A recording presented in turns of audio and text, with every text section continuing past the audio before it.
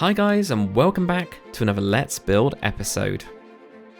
So last time we were building up a couple of houses and also the big fancy house that I asked you guys to help me with. So there was tons of suggestions in the comments and I absolutely loved reading them.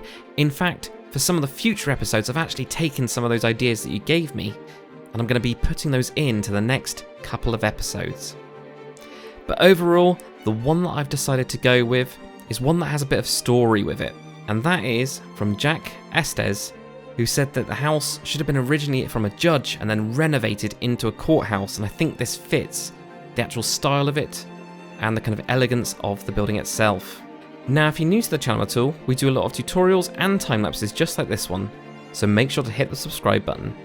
Also guys, if you want to get caught up with this series, I'll leave a link in the card above, as well as in the description, to not only the full Lordsport series, but also the full Pataria series. Anyway, let's get into building. So the first building we're going to get onto is the Gladiators Goblet. So this is one of the runner-ups for the name for the inn that we've got, the main inn that we've got in front of the arena. And this one was named by Bert Lunkert. Now Bert is actually one of my fantastic Patreon supporters.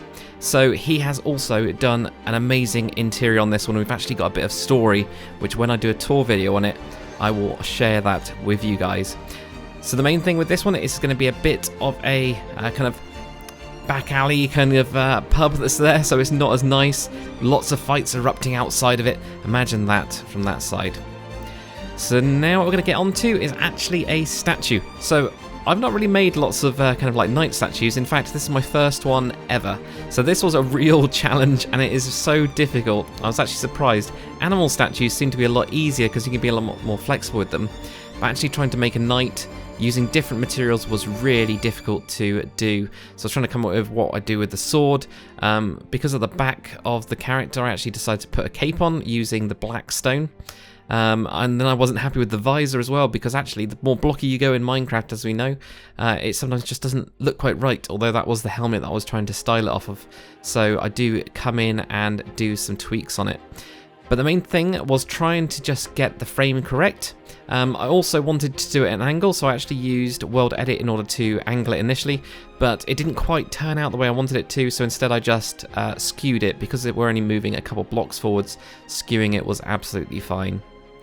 So guys, the main thing that I want you guys to comment this episode is, who is this knight? Why has he got a statue? What's his story?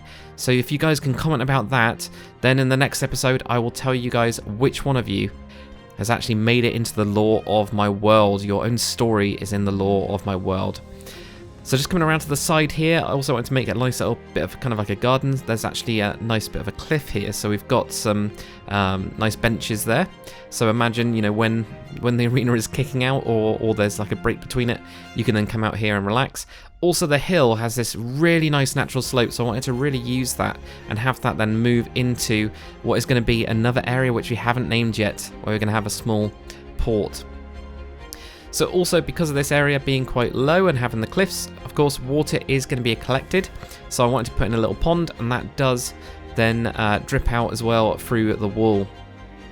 Coming around to the back of the arena now, because we've got the fancier side of the entire arena here, I actually wanted to build some fancier houses again, but also when I was looking at this, I was thinking, do I build it against the wall or do I leave it?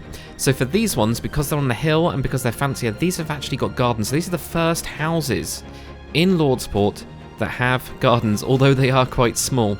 So I didn't want to build it up to the walls there, but we will be building the slums, especially when we get onto that. Those will be built up right against the wall.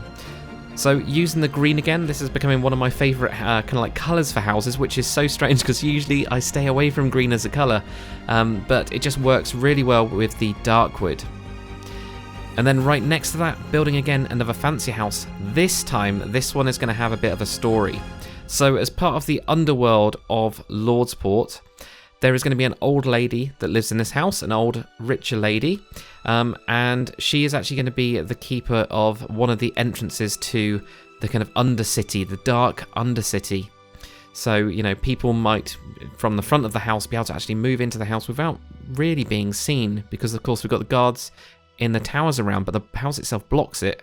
And then through the basement, we're going to have that connect up into that undercity. So, you know, if you guys have any stories or names for this old lady that lives here, you know, why did she get involved with crime? Is she actually running the show? You know, all those kind of questions. If you've got any ideas that we can add to the lore, that would be absolutely awesome. And also going with pink as well. I thought that was a funny thing to do with the underworld. So here we go, guys. We've got the Gladiators Goblet on the side there, which has got a beautiful interior, which we'll tour at some point by Bird. We've got the statue, which I want you guys to name. Give me a story. Why is there a statue of this brave knight? And of course, we've also got the nice path going down now, so that will all start to link up. So we've got multiple ways in to the arena itself, and of course we've got some trees around as well, which I didn't really talk about, but I wanted to have trees in this area to give it a bit of colour. And then these two fancier houses with their gardens, and of course the old lady who is almost like the gatekeeper to the criminal underground. Anyway, guys, hopefully you've enjoyed this episode. If you have, comment, like and subscribe, and I'll see you guys on the next one.